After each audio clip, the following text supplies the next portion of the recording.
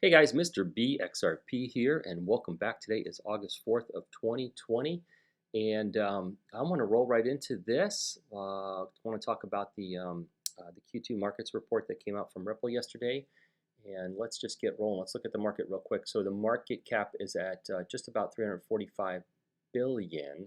Bitcoin's at 11,119. Ethereum's at $384, and XRP just dropped below 30 cents. But it is still up 35% on the 7-day. And look at Bitcoin's up 1.62%, Ethereum's up 22.47%. So XRP is still slaying it on the 7-day, which is absolutely fantastic. I showed you guys Fiat Leak yesterday, and I often show it on my channel. I actually love it. I did a video once about Fiat Leak and how it works, and I can't remember exactly, but I do have a video out there. But just for those of you that are wondering, first of all, some people ask me in the comment section, what is this? It's fiatleak.com. It's fiat coming into crypto or Tether being converted to crypto.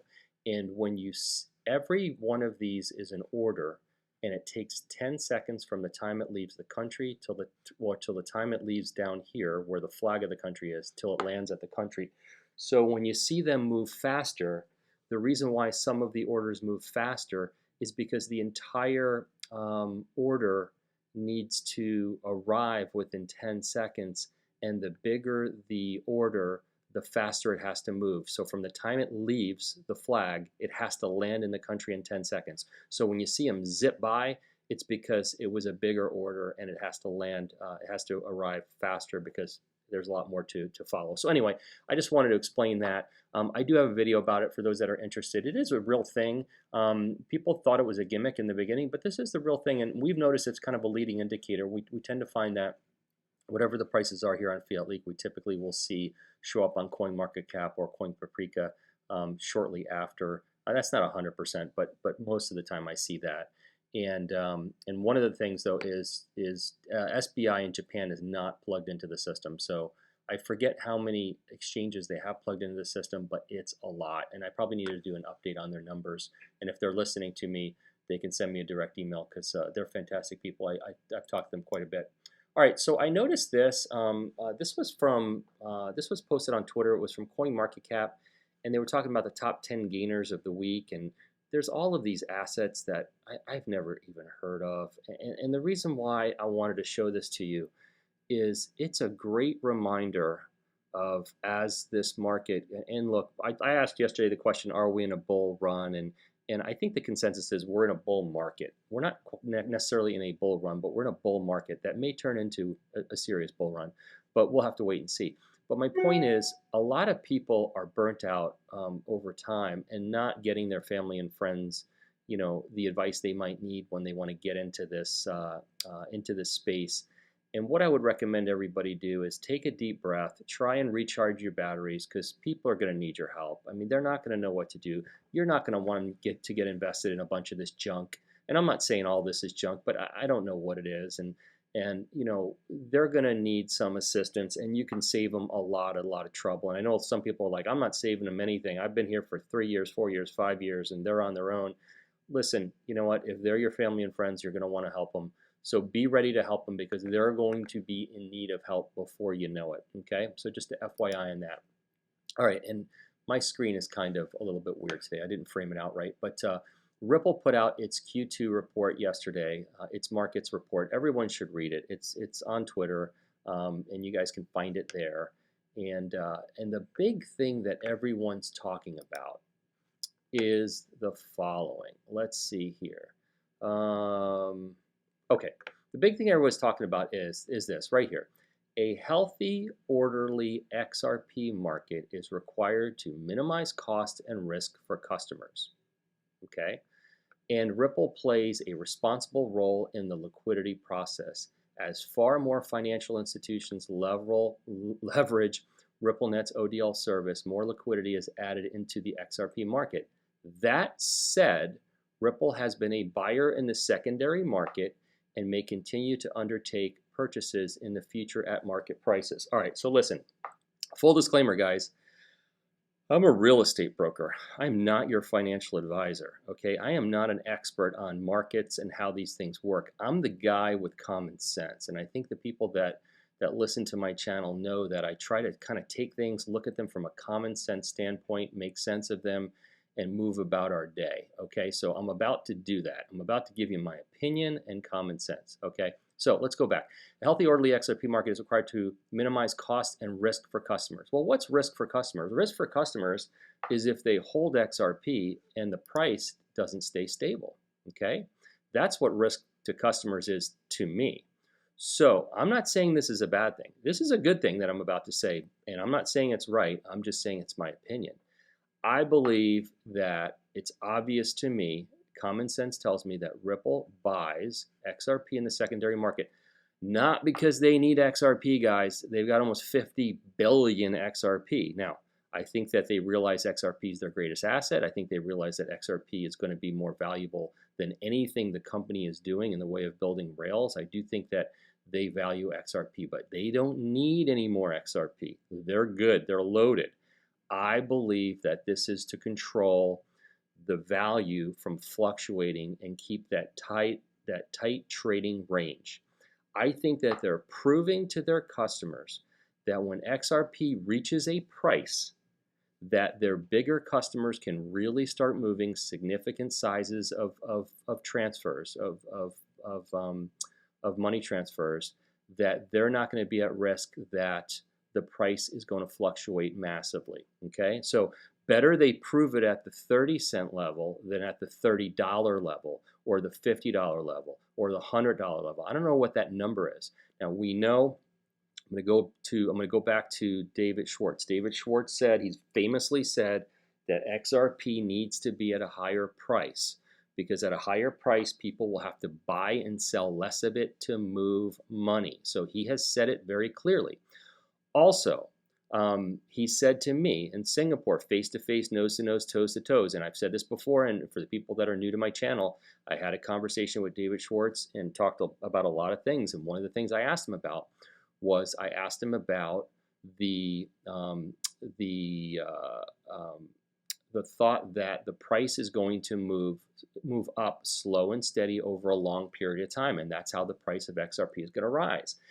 And I said to him, or are all of the financial institutions just going to come off the bench at the same time and get in the game? And David looked at me and he said, here's the problem, and this is nearly a quote. I'm going to do it the best I can, but I'm almost going to nail it perfectly.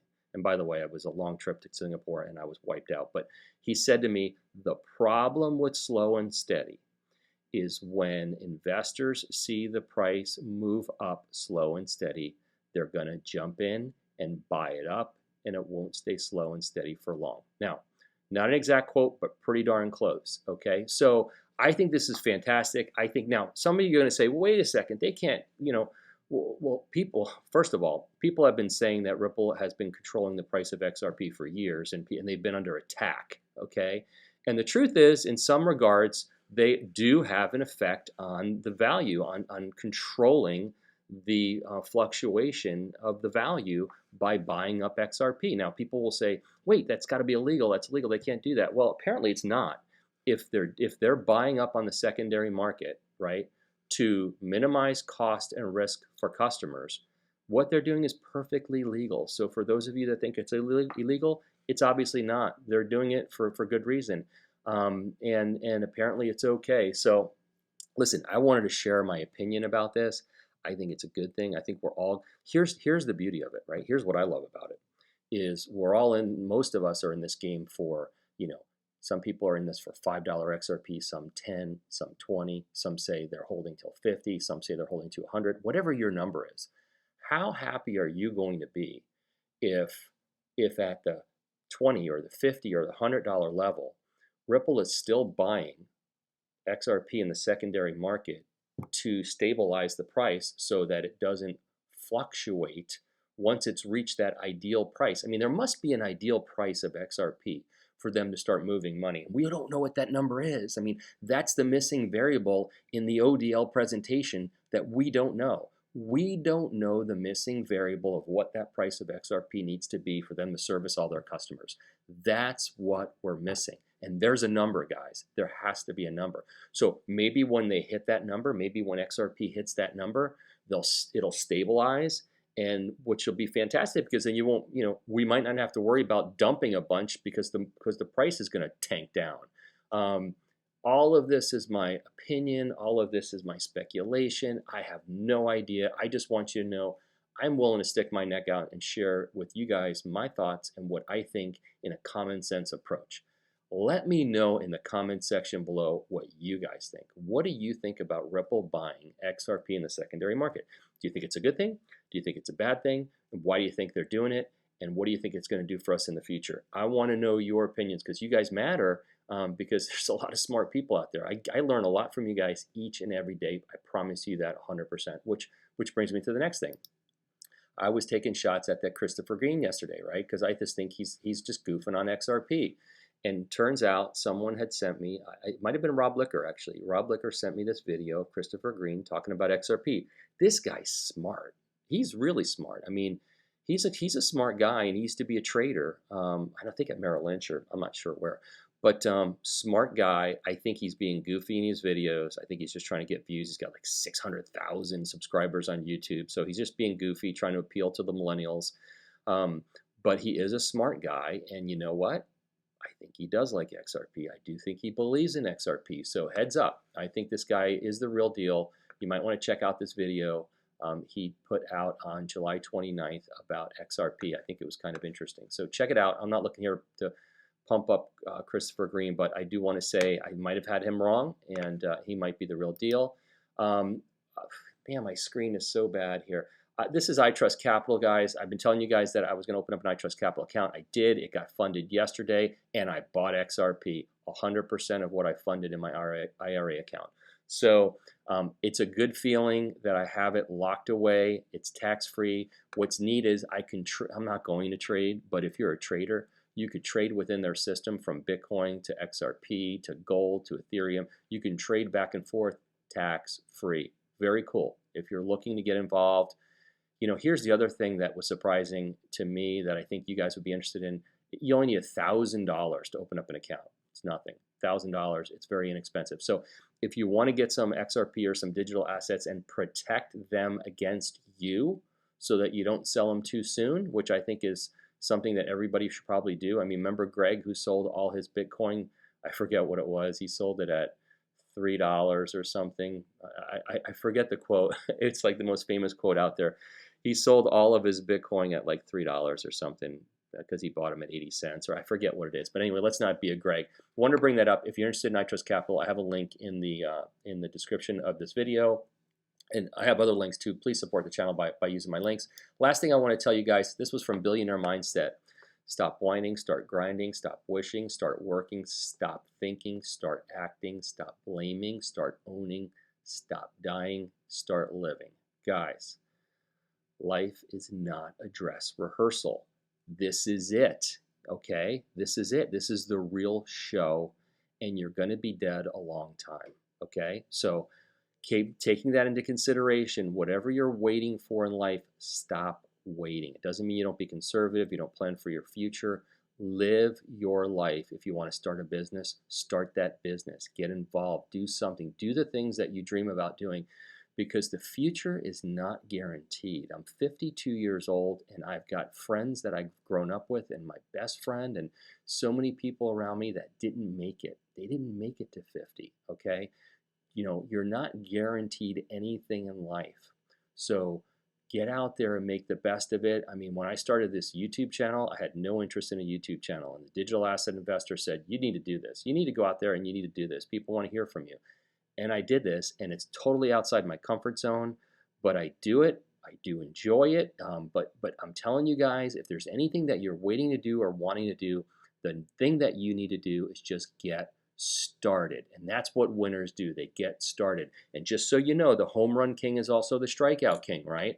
So you're going to have some failure, but you got to go over the mountain, through the mountain, around the mountain, under the mountain. It doesn't matter. It doesn't matter. Look at Ripple.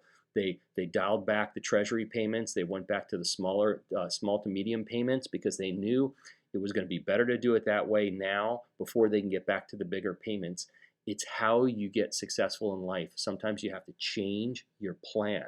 So I'm just encouraging everybody, whatever you're dreaming about doing in your life, other than waiting for your cryptocurrencies to boom, because you just have to wait, you need to just do it. So anyway, just want to tell you guys that I'm not a financial advisor, I'm not an accountant, I'm not a fry cook, and I'm not a crypto expert. These are my opinions only. Don't make any financial decisions based on anything I say. This video is intended for entertainment purposes only. Please like and subscribe. Hey guys, if you aren't subscribed, give me a subscribe. That would be awesome. And hit the notifications button and share my videos with anybody you think might appreciate them. And I look forward to seeing you guys soon.